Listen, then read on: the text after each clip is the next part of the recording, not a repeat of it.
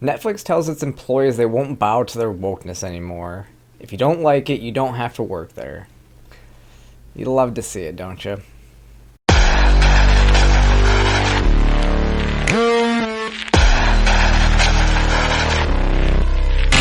Alright, so welcome back to the channel today, everyone. So I want to talk about the Netflix controversy around the new Ricky Gervais special, and as well react to the Cat Williams special, and discuss Netflix's future. But first, a word from our sponsor, which is Blenders Eyewear.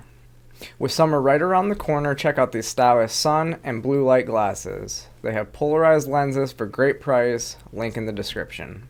So first, let's talk about Ricky Gervais. The backlash surrounding him has been over making trans jokes. It's actually pretty reminiscent of Dave Chappelle last fall. Though what's interesting is his trans jokes only took up about 1% of the show. His jokes about Christians took up a lot more space and could have been seen as just as offensive. Yet the controversy is all about it being transphobic. I mean, he starts with a sexist joke about women not being funny, then moving into saying he doesn't like those traditional women, and that's when he kind of moves into making some trans jokes and going into the pronoun outrage, and then basically going into make fun of wokeness in general, specifically woke comedy, and how woke comedy is not funny and how it moves right into cancel culture. And he says, if you are in support of cancel culture today for something someone said 10 years ago, you are just ensuring you will get canceled at some point. You can't predict what will be offensive in the future. I mean, this is the same reason why hate speech is free speech, because nobody can actually define what it is. So it's on the individual to determine if they or society thinks it is hate speech or hateful rhetoric. And I find it interesting because Ricky essentially talks about what we all talk about, especially with the patronization of minorities.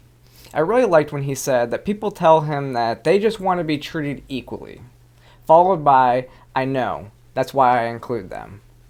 Which that makes complete sense to me. If you can laugh at everybody else, if you can make these jokes about everybody, why are we so fragile? And why can't we laugh at ourselves anymore? And remember what I've said in the past about punching down being a ridiculous notion. And anyone who knows me knows I joke about trans stuff all the time, because we should be able to joke about ourselves, and I try not to take life too seriously. What I also find is when people feel like they're walking on eggshells around you, it doesn't create a comfortable environment for anybody. And as well, it makes them feel like they can't even ask you the important questions, which I am very open to in my normal life as well, like asking me what I feel about certain topics.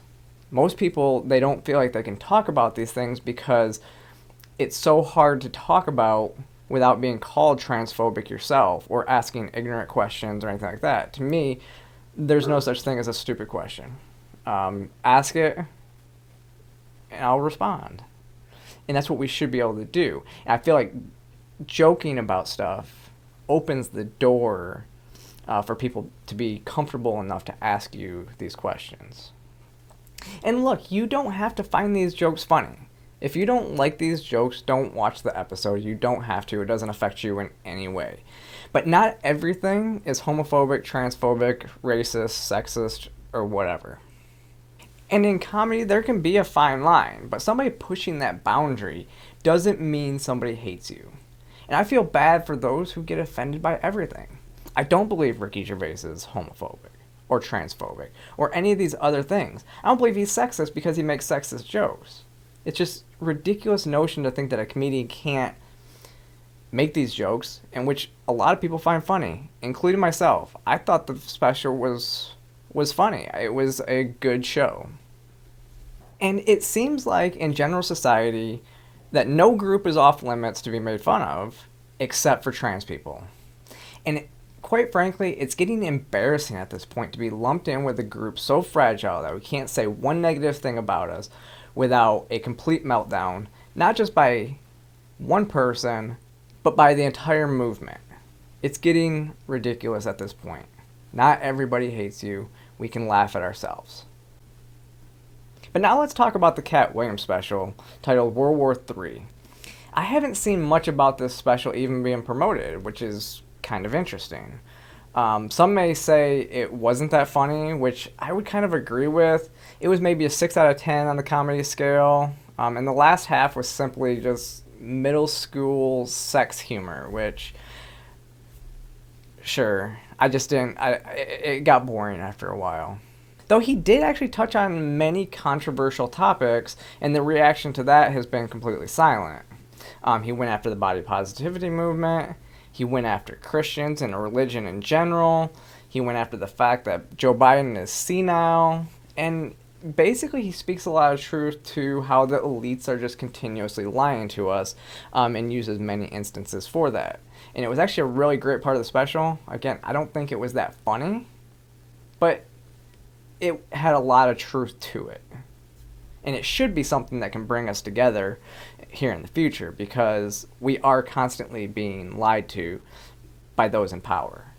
The elites and the working class. Remember Queer Theory, Part 3?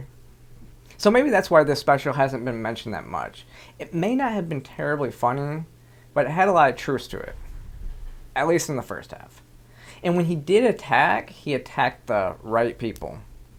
Even Joe Biden's not terribly popular, so that is still kind of attacking the right people. And he did it in a different kind of way, because we elected a senile old man, is kind of what he was getting at. But this makes you wonder, because this didn't get a lot of attention. So is the outrage actually incentivizing some of these comedians to go and hit the controversial topics hard, so that when people protest, it basically sends people to that site to drive ratings up?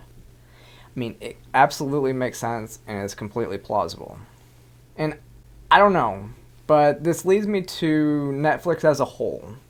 So recently they started to realize that the woke agenda was actually driving their performance numbers into the ground. Go woke, go broke, right? They released a cultural memo recently that tells workers if you are offended by their programming, quit. Which this was obviously in reference to Dave Chappelle in the protest last year. Their declining stock price, and also it seemed to be a way to prepare their workers and prepare people so there wasn't the same controversy when the Ricky Gervais special dropped. But good for them. As I've said before, we are seeing the pendulum start to shift back, and it's good to see. But let's stop it before it kind of goes too high. We can kind of get to this reasonable middle, and that's always the goal, because pushing too much into the traditional conservative area there could also be detrimental and be the same thing, but on the other side. And then you'll see the pendulum, again, it's the pendulum effect continuing to swing.